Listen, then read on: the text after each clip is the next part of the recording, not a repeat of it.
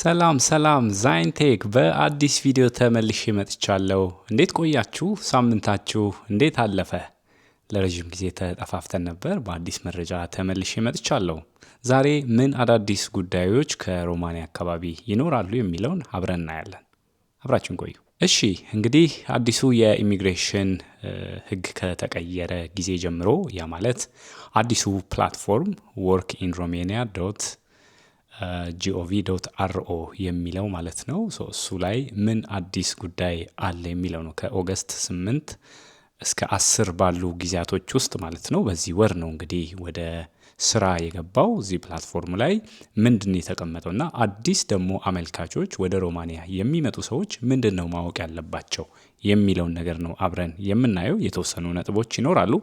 በፊት ባለው አሰራር እና አሁን ያለው ደግሞ ምንድን ነው ያስቀረው ያሻሻለው የሚለውን ነገር ነው አብረን የምናየው። የመጀመሪያው አንድ ተቀጣሪ ወይንም አንድ አፕሊካንት ከሌላ ሀገር እንደመጣ ወደ ሮማኒያ ከገባ በኋላ የመጀመሪያ ቀጣሪ ጋር መቆየት ያለበት ጊዜ ምን ያህል ነው የሚለው ነው በአዲሱ ሕግ የምናየው ማለት ነው። አዲስ ስራ ይዞ የመጣ ሰው ወደ ሮማኒያ የመጣ ማለት ነው። በአዲስ ስራ የመጣ ሰው የመጀመሪያ 6 ወራቶችን የመቆየት ግዴታ እንዳለበት ነው እንግዲህ የሚያሳየው ማለት ነው። ስለዚህ ስራውን ደግሞ ለመቀየር ወይንም ካልተመቸው ኦር ሌሎች ሲቹዌሽኖች የሚፈጠሩ ከሆነ ያንን ፕሩፍ በማድረግ ስራውን መቀየር የሚችልበትን መንገድ የስራ ውሉን በህጋዊ መንገድ አቋርጦ ወደ ሌላ ስራ ፍለጋ መግባት አለበት ማለት ነው። ነገር ግን ይሄ አዲሱ ህግ ከመምጣቱ በፊት ማለት ነው በሮማኒያ ውስጥ የነበሩ ኦር የሚሰሩ ሰዎችን እንደ አዲስ ይሄ ለ6 ወር እንዲጀምሩ የሚያደርግ አይደለም። ግን በቃ አዳዲስ ሰዎች ካሁን በኋላ ይሄኛው ህግ ከተጀመረ ጊዜ ጀምሮ ለሚመጡት ነው ማለት ነው። ሁለተኛው በኤጀንሲዎች ከሆነ በስራ ሁኔታ የመጡ ሰዎች፣ ምክንያቱም አሁን በዚህኛው ህግ 2 ጉዳዮች አሉ። ኢምፕሎየሩ ራሱ ዳይሬክትሊ ማስመጣት የሚችላቸው ሰዎችና እንዲሁም ደግሞ በፕሌስመንት ኤጀንሲስ ተብሎ የሚታሰቡ ወይንም ሪክሩት በሚያደርጉ ኤጀንሲዎች ከሆነ ልዩነት ስላለ ማለት ነው።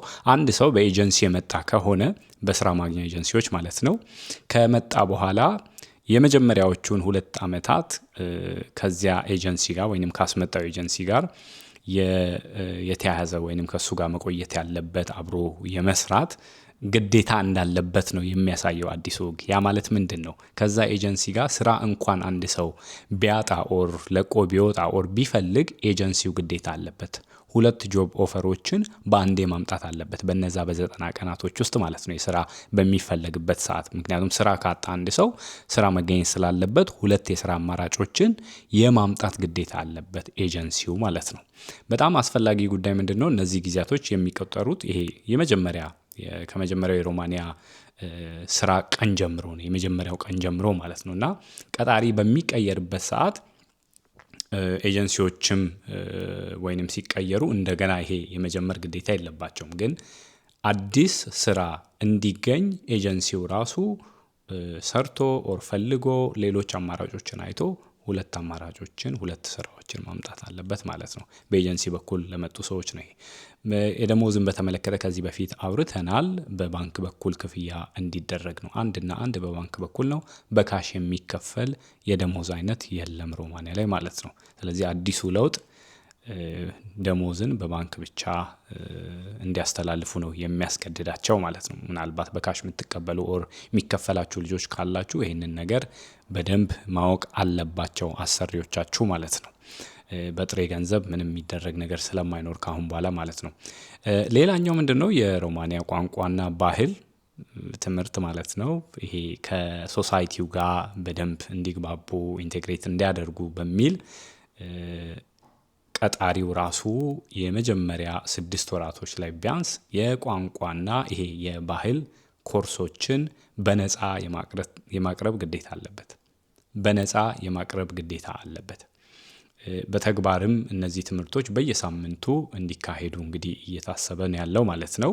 ይሄኛውም አሁን የኢምፕሎየሩ ግዴታ ነው። በነገራችን ላይ አኮሞዴሽን የሚሰጥ ከሆነ ደግሞ ያ ኢምፕሎየር የመጀመሪያ መኖሪያ ቤቶችን እነዚህ አኮሞዴሽኖችን የሚያቀርብ ከሆነ የሚከፈለው ደሞዝ ወጪው ማለት ነው ከደሞዙ 25% መብለጥ አይችልም። መብለጥም የለበትም። ከዚህ በፊትም በጣም በተደጋጋሚ ስናወራ ነበር አኮሞዴሽን ኮስቶችን በተመለከተ ማለት ነው።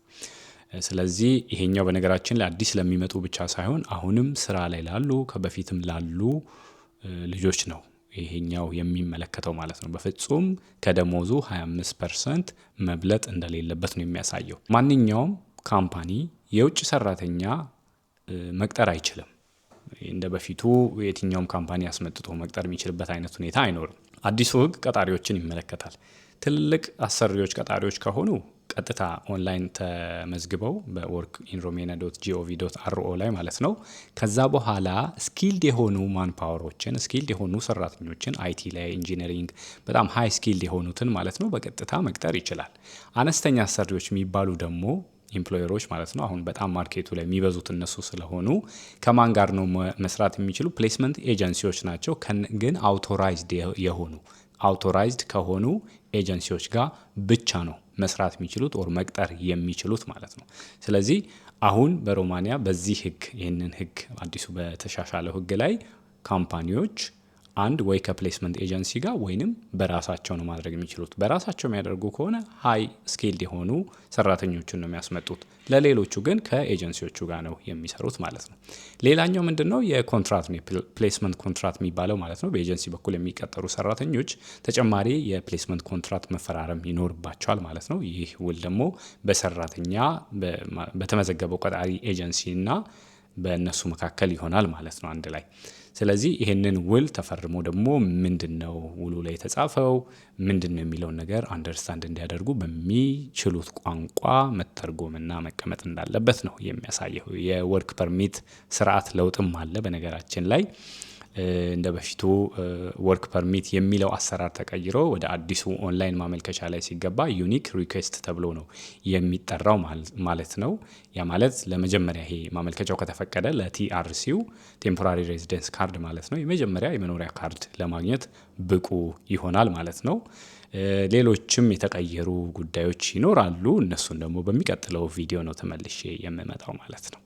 የዛሬው መልእክት ይህንን ይመስላል። በሚቀጥለው በአዲስ መረጃ እንገናኛለን። ሼር፣ ላይክ፣ ሰብስክራይብ ማድረግ እንዳትረሱ።